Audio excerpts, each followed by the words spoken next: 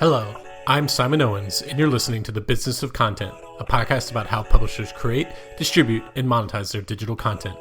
In this week's episode, we're featuring a company that specializes in taking self-published novels and adapting them into hit audiobooks. The audiobook market is massive, with sales projected to hit $3.5 billion this year.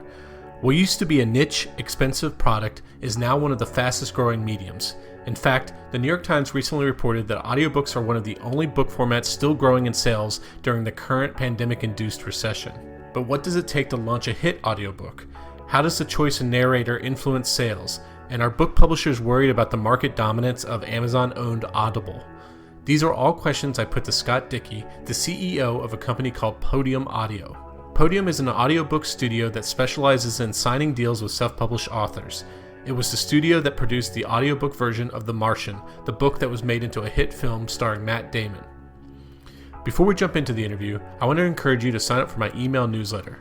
It's not just a roundup of links, it features comprehensive analysis into the media industry, delivering the kind of insights that will help you in your career. If you work in the content business, it's a must-read. To subscribe, go to simonowens.substack.com. That's simonowens.substack.com.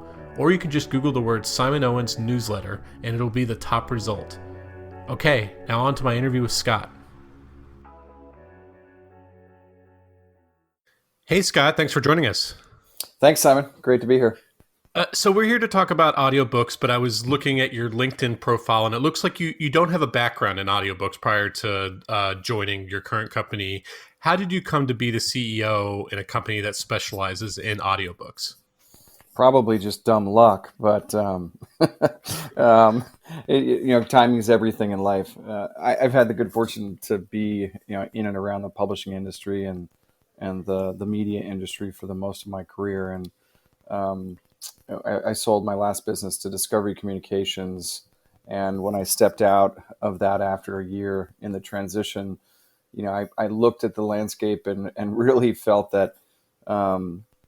That being in the ad-supported side of the business was an arena that, that I wanted to try to avoid. And I was very focused on e-com and socially driven, socially led e-com, and had studied the podcast industry, but not the audiobook industry. And, the great difference between the two is the podcast industry is all ad-supported, whereas the audiobook industry is all, essentially e-com and really direct-to-consumer at its core. So it was a very attractive business that the founders, Greg Lawrence and James Ton, had decided to kind of hand over the reins on. And I was afforded the opportunity to kind of come in and lead the team and to take it to the next level in the next chapter. And you've been the head of several media companies, right? Like you were head of one that was owned by Time Warner. I was seeing you've worked on like entertainment, sports media, different stuff like that. So it's even though you're somewhat new to audiobooks, you're well versed in media. Yeah, absolutely, and in publishing specifically on the magazine side, in particular, that went through an incredibly tumultuous time and transformative period. And I think the same thing's happening today. And in the book publishing industry, both ebook and audiobook. So a lot of parallels and a lot of learnings to be drawn from the background that I'm trying to apply successfully to Podium. And so tell me about the history of Podium Audio. Like how was it founded? How long ago was it? Tell me a little bit about that. Yeah, the business is about 7 years old. As I mentioned, Greg and James founded it, two partners out of Ontario, Canada. And they'd both been in and around the audio business from a production perspective and saw that the market was kind of wide open for supporting independent self-published authors, that the tools really weren't in place to help them convert those great stories into audio. And they, very wisely had seen the rise of self-publishing begin at that time and dove in to try to support these emerging storytellers and converting their works into audio. Their smash hit was, they were fortunate enough to publish The Martian, Andy Weir's great story, which is still to this day one of the all-time best-selling audiobooks. And that really put the company on the map. And then they started to really drive a particular share of voice in particular genres, science fiction and fantasy, romance and mystery thriller in kind of the genre fiction arena that that was really exploding with self-publishing. And 7 years ago, this is really when the audiobook market is heating up. Like it used to be, audiobooks were these like clunky CDs or tapes that you had to get from your library or spend like $50 on. It was a very small portion of the book publishing industry, whereas now it's the fastest growing sector. It's a multi-billion-dollar industry, and it's just getting like really huge. So they kind of came in right at the right time. You mentioned that they focus on independently published authors. Can you talk a little bit about that? Like why that is? Like, is it because the audiobook market is heating up? It's these major publishers, they gobble up the audiobook rights of everything they sign. So you kind of have to look within the independent self-published side to find talent. Well, I think that's there's some truth in that point of view, but I would take kind of a slightly different lens towards it. In that self-publishing now is such a enormous part of the overall industry. I mean, if you look at the stats, it's in the United States, trailing 12-month data showcases that self-published authors represent 45% of all the ebook units sold in the United States, and a lesser percentage of revenue, 28%, while the big five, respectively, only have 24% of units, but obviously a much greater share because of pricing at 37. So just, I'd say the amount of high quality self-published content and the emergence of these independent voices represents a huge market opportunity across all of publishing. The barriers to entry on audio is it's much more expensive to produce an audiobook than it is an ebook. And thus, we take that risk and we front that cost. And we also, of course, have kind of the most talented narrators under contract, which we can bestow and allocate book by book to some of our great independent authors' works that we secure. And so obviously there's a lot of bad stuff that's self-published. Like how do you kind of weed through that? How do you find authors that are worth actually working with? Well, it's interesting. I mean, I think one of the things that struck me as really compelling about this industry is it reminded me of the early days of social media and the rise of independent voices on platforms like YouTube, and the meteoric rise of media influencers, of social influencers, and how they didn't need big media companies to be able to to hone their craft in the public view. And the same thing can be said today of self-published authors. They're literally developing their work around the feedback from consumers, ratings, reviews, blogs, beta readers. And that whole ecosystem now afforded to self-published authors through superior technology that that companies like Amazon have put into the marketplace really has changed the game. And so if you think about the self-published author today, the idea that that you need a big publishing house in order to be successful, it's just strictly not the case, because you not only can do your ebook yourself and self-publish and build your fan base and build your kind of coalition of readers, but you can do the same thing in audio, and you can partner with independent audio publishers and studios like ourselves to get to the next level in terms of quality. And the economics of both sides of that publishing world are really attractive to independent authors, and many of them can then leave other careers, other jobs, and become full-time writers. But how do you find these writers? Like what's the process? Like, do you have editors who are just reading them at random? Is there some kind of sorting process? Do the authors submit to you? How do you vet them? Well, we have a proprietary algorithm where we scrape results from Amazon, and within 5 to 7 days, we can tell based on the trajectory, the ratings, the reviews, obviously the genre, the style of the book, whether or not it has high potential to succeed in audio. And then we dive in and obviously do preliminary reads. We reach out to the author, talk to the author about where they're going with the storyline. In many cases, in science fiction and fantasy, it's serialized content. So we commit to that author that we're going to produce the entire series, not just the first book, and let's see how it goes. And from there we develop a relationship and enter into an agreement with those authors, and then we're off to the races. But we're looking at the early results within Kindle, within Amazon, to chart the potential success and risk of an independent author's works at launch. Are they usually like surprised to hear from you, considering they're kind of just threw their book out into the ether, and yeah, maybe it's selling it pretty decently, but they might not be as well attuned to the publishing industry at large, and might not have expected an audiobook publisher to reach out to them?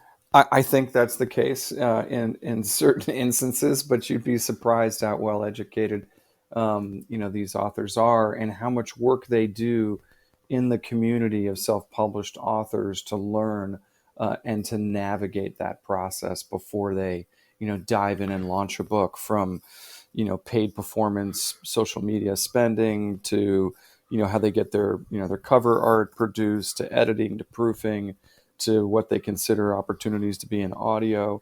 I mean, these are some savvy writers and marketers and emerging success stories. So they're not coming at it like a babe in the woods as much as you would think.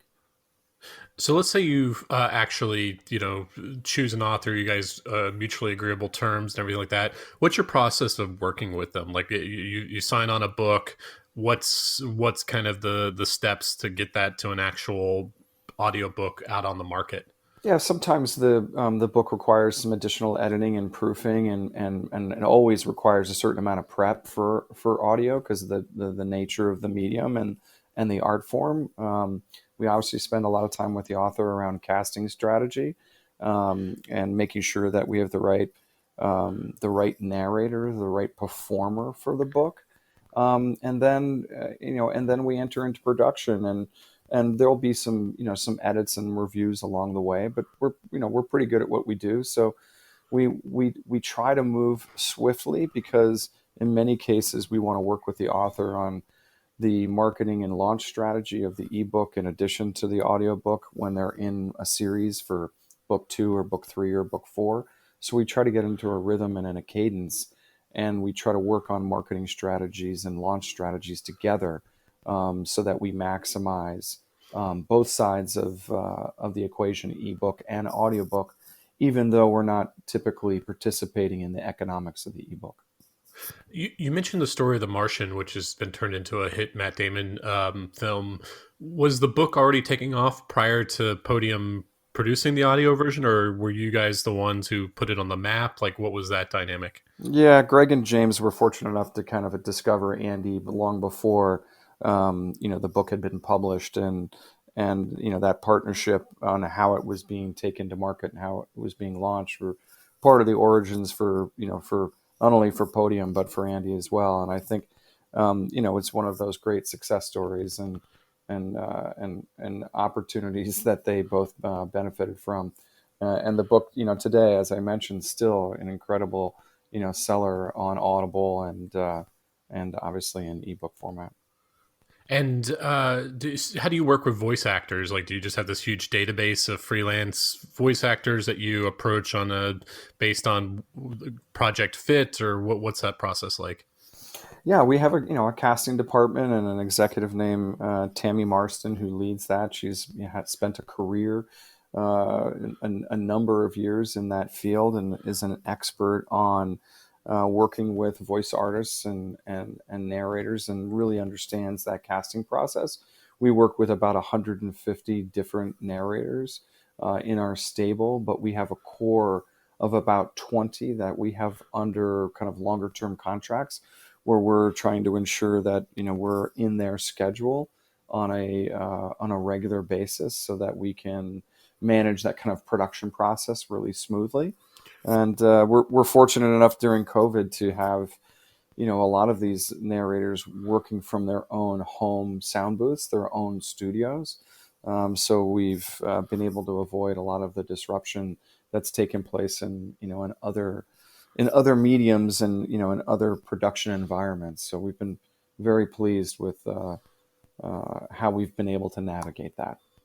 Do you have your own studios that during non-pandemic times that or narrators come into, We or do you don't. rent We're them out? yeah. We don't have our own studios. We're headquartered in Los Angeles now, and have been for the past year. And you can hit a 9 iron and in any direction and hit a studio or two. So it really hasn't been a strategy of ours to own our own studios. We have some great partners in New York, LA, Toronto, and London, and we use those facilities frequently. But we haven't made the decision to invest the capital to own our own studio. We think our investments are better placed with our authors and our narrators and on marketing, where we're really focused on trying to move the needle on unit sales. But narrators, voice actors, based on the nature of their job, it's common for them to set up their own in-house studios. Yes, very common. And where they don't, we obviously have studios that we tap into, that they go to on a regular basis. What's your marketing strategy for new releases? Like, how do you drive people specifically to an audio version of a book? Because most books I'm hearing about word of mouth. I'm deciding if I want to read it on Kindle or if I actually want to order a hardback or whatever. I'm not really being told, oh, you need to get this specific version. How do you market an audiobook? Well, first and foremost, we're very close partners with Audible, and we work really closely with Audible on the cadence of upcoming releases, where we see opportunity, with a particular author or a subgenre, and so working with them really closely to highlight the works that we think have great potential is kind of job one. Um, but then, in addition to working with our primary distribution partner, Audible, we also focus in on with the author on the timing of the release of the ebook. There's lots of different strategies around establishing pre-orders and trying to influence the visibility of the book from an algorithm perspective based on the number of pre-orders that you generate and you launch on release day, and then how you're able to showcase that book to a wider audience rather than a narrow field where it would be based strictly on what people have read previously. And then in social media, we spend a fair amount of time and energy building fan bases around subgenres within science fiction and romance and mystery thriller. And we target, those readers on our new releases on a regular basis. So you suggested that you get book recommendations from a friend. We'll think about, your feed in Facebook or Instagram or Twitter, and much in the same way. We're constantly recommending and giving snippets of different books, sound bites in social media, and trying to drive interest and obviously click throughs and then downloads. And I imagine, correct me if I'm wrong, I don't know the audiobook market that well. I imagine with like the big five, they're releasing the audiobook almost at the exact same time as they're releasing other versions where you may be releasing an audiobook long after the other versions have already gone live. Is that true? And does that change the dynamic any differently that you're not launching, you don't have to compete with the other version maybe at the same time or something like that? Well, it is true on a book one where the book has already been released in Amazon, and we've identified that author based on how that book is trending. And then you're right, the audiobook is, 6, 9 months later, sometimes even a year, depending on, when we've, been able to secure the script and cast the right narrator. But when we get deeper within a series, we're looking at drafting off the momentum and the cadence of the ebook and the audiobook in a very short period of time. And obviously, we're testing simultaneous release as well and trying to identify, the best strategies. Audible obviously launches, first and foremost with audio only, audio originals, as one of their main strategies. But even beyond that, Audible Studios is obviously, looking at simultaneous release or audio first. And the big five, as you noted, are mostly doing simultaneous releases. So, we let the data tell us the right answer. We're getting, more refined and more strategic in our approach, I'd say, in 2020 than we have been historically. but we're still learning and iterating and testing what the right way to maximize sales and maximize visibility is for the author. Is Audible the ecosystem kind of like Amazon's where you can buy targeted ads? So like, could you place a book? Could you put down some money and place your book in front of people who are more likely to like? How does that work? Because you kind of mentioned that you work with Audible in terms of the marketing. What's that look like in terms of how you get your books featured on the platform? Yeah, that's oddly enough, it's not like Amazon. So there are no paid ads within Audible's environment. It's more like a paid premium subscriber to Spotify, where you almost opt not to have the ads. So I think that's a good thing from a consumer experience and a UX perspective. It makes it more challenging for publishers. And so we work with Audible's editorial team that's constantly curating and reading books and submissions. We get into kind of a rhythm with them on their promotions, whether it's um, books that they highlight on a feature read, new releases. Obviously, they have the daily deals, which are very powerful. So it's really about the partnership and the strategic alliance that we've forged with Audible that affords us, as a top 10 publisher and a supplier, the opportunity to kind of put forth our authors' best works in hopes that Audible will take notice and shine a light on those emerging artists. So, so you have like an Audible contact, and Several, yeah. the conversation is like, hey, we've produced a lot of hits for you in the past. We have this new thing. We think it's going to be really good for your audience. It's mutually beneficial if this book sells well. So, what can we do to work together to make this launch a success, kind of thing? Yeah, and essentially it goes along those lines. But I think you're only as good as your latest hits. It's not so much about what you've done in the past. It's about what you have today and what works that you're putting forth that are showcasing performance already in the market. What we can point to the ebook success and obviously they have that data as being part of Amazon, so they can see it as well. So it becomes pretty clear when you look at the data where the opportunities lie. And then, we also have authors that have developed great fan bases that also have the ability to market to those email databases, those fans that are following the author. And then let's not forget about the narrator. I mean, often the narrator is moving up the ladder in terms of the consumer's purchasing decision. And people would think about that in the negative in most instances. Oh, I don't like that person's voice. I don't really want to buy that book because I'm not a fan of that narrator. But it's actually much the reverse. People fall in love with specific narrators and they end up going and following that narrator around from author to author to genre because they're such a huge fan. So we've And afforded in some ourselves. cases, those narrators are like celebrities too. Like I know, Absolutely, yeah. absolutely. So that's a big part of the equation as well. Like I know John Scalzi got Will Wheaton to read his audiobook, so I'm sure Will Wheaton has a huge fan base online and stuff like that. So I'm sure that Yeah, helped sell books for sure. yeah. Bob Um, Gray is really one of our biggest. Tim Gerard Reynolds, Nick Bedell, Luke Daniels, Andrea Parsino. I mean, we've got kind of the top science fiction and fantasy narrators in our stable partnering with us, and then we do a lot of social promotion, from bloopers to live reads to snippets, and Bob's one of the best at that, and is absolutely hilarious, and his fan base just follows him from title to title. It's pretty amazing to watch. given that the audiobook market is getting so hot, are you starting to feel the heat from competitors, or are they just completely ignoring the self-published market? No, there's definitely competition. The business is it is maturing and moving rapidly, and the size of the market, as you noted at the top of our discussion, is really meaningful, even for the big five. It's obviously one of the big growth categories.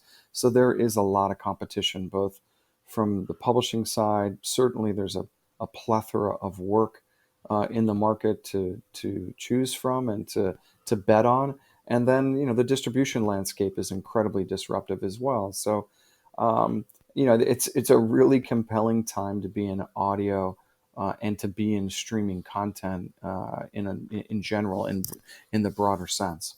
Audible has been doing some more ambitious stuff where they're producing entire teleplays with authors. Do you do anything like that, or are you just focusing on straight narration? The bulk of our work is straight narration, as it is for everybody, because of the simplicity and the lower production costs associated with a long form traditionally single narrated audiobook.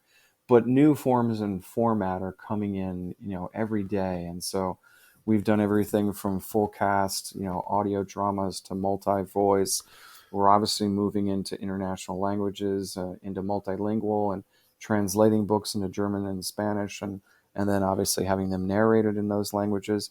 And we're also, on the move on the celebrity side, with Hollywood being shut down the last, 3, 4 months, a lot of these, actors have not had any work. And so we've taken advantage of that and have partnered with CAA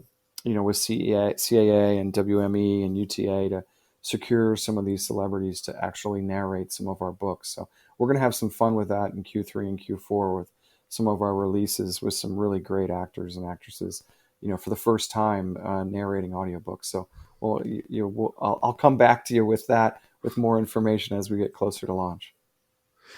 Is there any crossover potential with podcasting? Like I've seen a few experiments, like most notably Tor did one a few years ago with a book called Steal the Stars, where they created a narrative podcast out of it. And then they repackaged that as an audiobook and then repackaged again as a print book. And then also I think they might have created a live tour out of it. And there was just like a lot of crossover IP potential.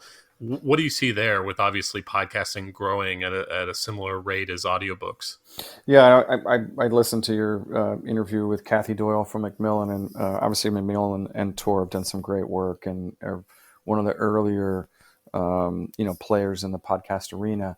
What's interesting, putting I'd say the Macmillan and Tor as an exception aside, the publishing industry has been slow to move on different forms and formats compared to the podcast side of the fence. And I think that's one of the things, as an audio studio, we're a publisher in our roots, but we're really a studio and in our form and format and the way we're developing audio first content, audio originals. So we see the podcast industry as certainly a huge opportunity.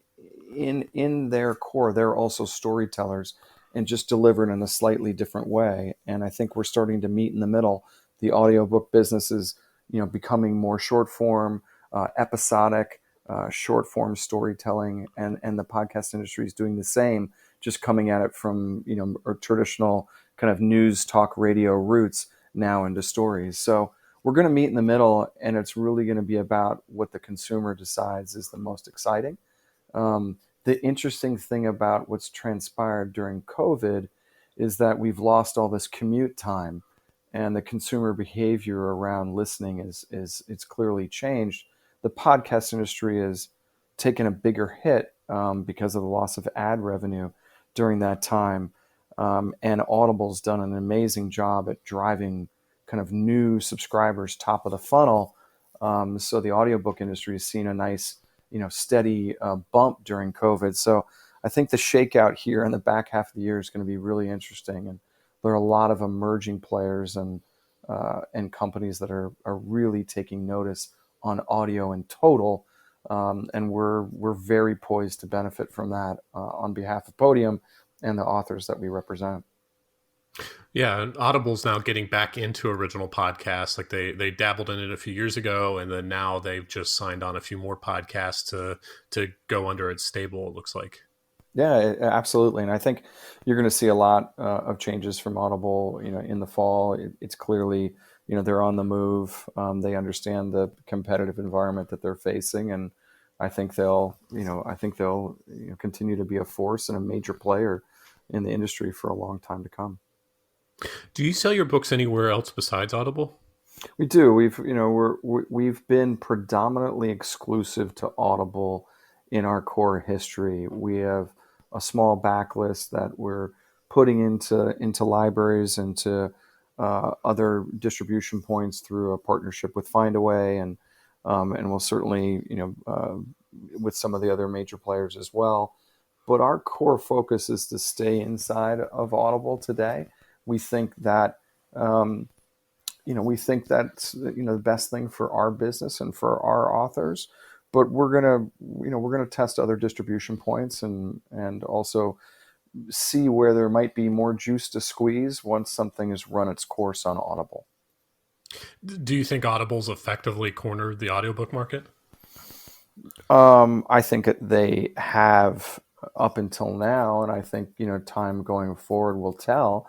They're the dominant player, without question, not only in the United States but globally. But we've seen these types of industries get disrupted time and time and time again, and so I think they're adapting and pivoting and developing to try to maintain their market share, and more importantly, maintain kind of their growth trajectory. I think the market is growing for audio at such a rapid clip that there's a little bit of a rising tide effect, and so I think they're incredibly well positioned. But I think there's a lot of other emerging platforms that have different models of monetization, of how consumers digest the content, and so I think it's going to be an evolution here, but it's moving fast, and that's what's kind of fun about it. There's a lot of tailwinds, a lot of organic growth, and a lot of opportunity for everybody in the ecosystem. So I'm excited to be a part of it, and hopefully we'll continue to grow at Podium, and be a major force here in the years to come. Do you get nervous at all about, one player having so much control over distribution? Like we're hearing a lot of murmurs now on the podcasting side about Spotify and what will happen if it manages to get the majority of podcast listening market share, and what it will do in terms of promoting its own content over independent podcasters and stuff like that. Is there worry within the audiobook community about Audible having that kind of power? Well, I think there's always been worry around that in any industry, and that obviously dates back to Amazon, in their roots. But I don't really look at it from that lens. I really look at it through the lens of the consumer. This is really about consumer behavior, and if you focus on the best experience for the consumer, the best environment from which the consumer can discover new content and can have the best experience, then kind of the rest of it takes care of itself. And so for us as a publisher and a studio representing authors and narrators, we're looking for the best opportunity to showcase that work. Our goal is really about supporting those emerging independent voices that have yet to be seen and heard.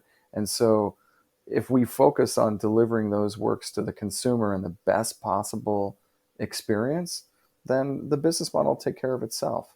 And that may sound a little altruistic or naive, but I really truly believe that all roads kind of start and end with the consumer, and then you can worry about your customers, your constituents, your company, in a linear fashion. You've got to be growing a pretty large back catalog at this point. Like, could you ever envision Podium like launching its own app where you pay $10 a month and it's an all-you-can-eat buffet of whatever books you want to read or anything like that? Kind of like a Netflix model. I did that in my last in my last stint.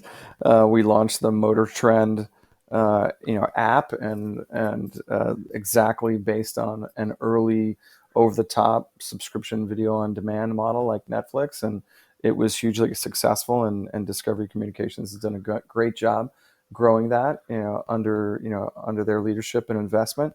It is a very difficult process to launch a direct consumer e-com play. You have to have rooms full of engineers and developers, and that's not something that we're interested in doing at Podium. There are dozens and dozens of platforms by which you can sell direct to consumer. Our focus is on developing the best content. We're a content-led company, And that's where our focus is going to remain. Okay, Scott. Well, those were all the questions I had for you. Where can people find you online? Oh, please take a look at podiumaudio.com. We just launched our new website. It's got a list of all of our titles that you referenced and the authors and the narrators that we work with. And you can sign up for our newsletter and learn more about the great titles that we're bringing to market every day. Well, thanks so much. It's a lot of fun. Yeah, thanks, Simon. I appreciate it. Okay, thanks for joining us. I'm actually on the lookout for new guests for this podcast. So if you do interesting stuff in digital content, whether you're a full-time YouTuber, a media executive, or run a cool niche newsletter, definitely reach out. My email address is simonowens@gmail.com. Okay, see you next week.